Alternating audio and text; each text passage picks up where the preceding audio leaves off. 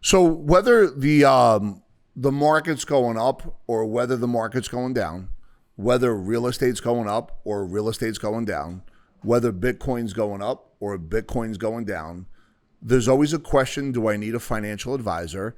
And my answer is always going to be yes, but, or yes, however, or yes, think about this.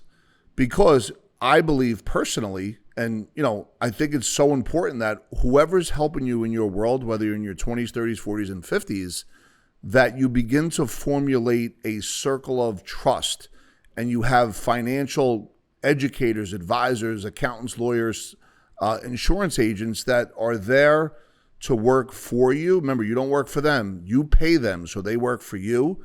So their job is to not give advice that's, for whatever is convenient or easy for them. If you really want to be able to create a team and really want to be able to put yourself in a position of power, you want to be able to have a team that speaks to each other and they all understand what your goals and objectives are and create plans accordingly. A question that always comes up is, what does a financial advisor actually do? So if we think about it, they come in different shapes and sizes.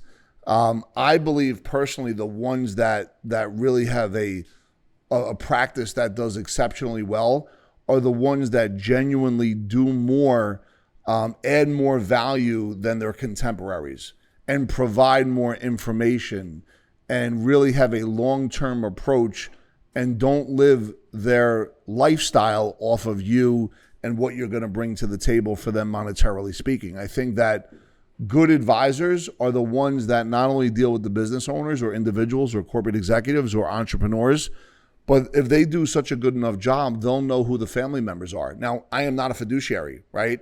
So here at Epic Financial Strategies, we are in the space of understanding how to diversify within and amongst asset classes and provide education. Down the hall, we have access to fiduciaries on the wealth management side. So when it's all said and done, if somebody's going to come through these doors and we're going to talk about insurance planning, tax planning. So we're going to, if they ask us for referrals, we're going to bring in the accountants. If they want to do an IRA or do a money management strategy, well, they can go down the hall and speak with all those good folks. But I think that at the end of the day, if everyone is kind of on the same page for the benefit of you, good things are going to happen. And with that being said, if you think about, really good financial advisors, these are the folks that have clients that stay with them in ups and downs. Whenever the market corrects like it is right now, you'll always see typically, it's not guaranteed, but typically you'll see people move from one advisor to the other. And that typically means, I'm speaking in general terms, not specific, that the strength of the relationship wasn't there. So the way you gauge if somebody is good, number one, integrity first. Number two, longevity of relationship, meaning the clients are always happy based on relationship rapport and performance. Of course, they can't control performance, but if they are happy, that to me tells me that the advisor is strong and they have a good relationship, right? And, when you really think about it and what you want to really be able to focus on is, what do you look for in an advisor? So whenever we sit down and talk to folks and we want to talk about, hey, if somebody said to me, Rob, I love you, but we don't want to work with your team, can you still give me advice on what to look for? The answer is always going to be yes, because, you never know what could happen a year, 2, 3, 4 years later. So if I was to talk to, my neighbor down the street and they said, what do we look for in an advisor? What do we look for in an advisor?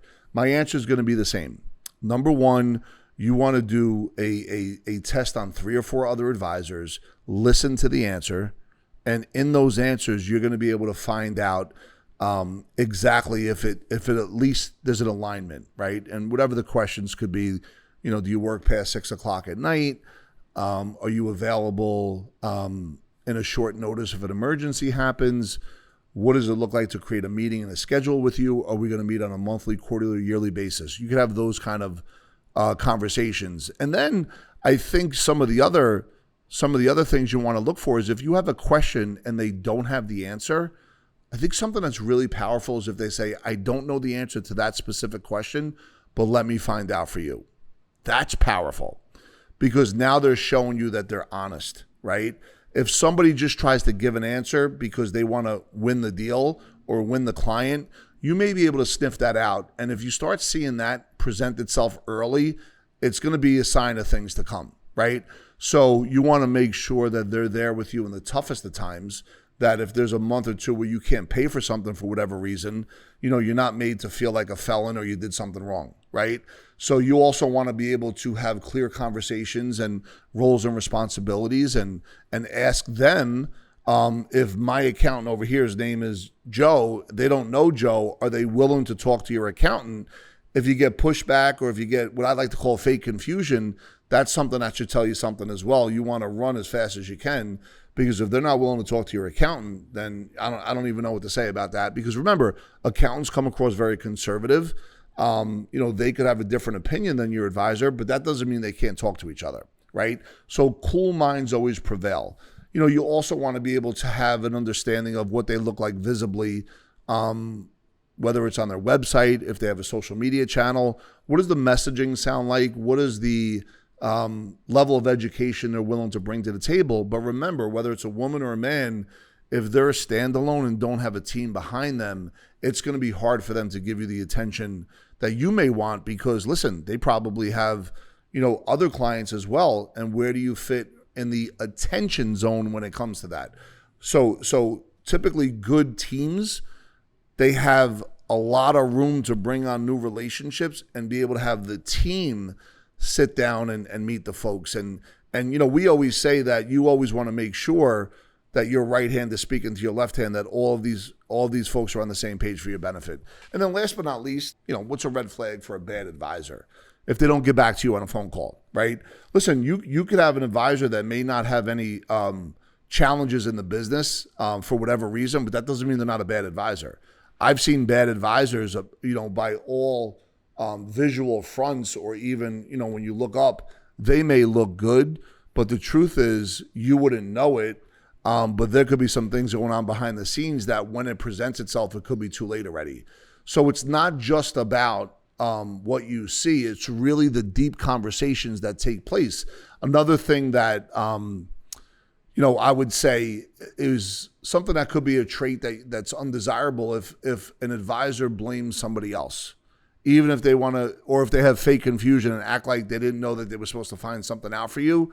These are little things that, when you really take a look at them and take a step back, it could also have an impact on how they're going to react when the market goes down, or, if they're not going to be available because you bought a piece of real estate and they weren't making money on it. So they were like, hey, listen, that's not part of my plan, and just kind of like ignore your overall strategy. That's something to look out for as well. If they're not going to get paid on something, how do they act when it comes to your overall strategy? So these are really important things to understand. If you want to dig a little bit deeper and get more specific on your situation, go ahead and click the link below. Ask any questions that you have. And in the meantime, if there's any other videos that you want us to do, we would love to do it. But I think in general terms, when it comes to a financial advisor as part of the overall financial mosaic, I would say yes, but I would say it with a clear interview of multiple advisors, asking the right questions along the way, and being able to take good notes, being able to ask the questions that are going to say like, hey, when you buy a life insurance policy, right? My GA said this to me one time. When he was recruiting me, I said, is there any questions that I'm not asking that I should ask that makes you think that, whew, thank God he didn't ask that question? And he said, yeah, it's like Rob, that's like saying to a client, do you tell them there's no cash value in the first year? And I was like, well, yeah, I actually do tell them there's no cash value at the end of the first year. So I think that's a good example. You could play with that. But any kind of direct question is so important. And watching their response, but also asking them, hey, what question am I not asking that I should be asking? And even if you know what it is, see how they respond to that. That's a really, really good one. Anyway, thank you for checking us out. Go ahead, click the link below. If you have any questions, ask any questions. We're here to serve, contribute, add good information, and educate as best as we can on a daily basis.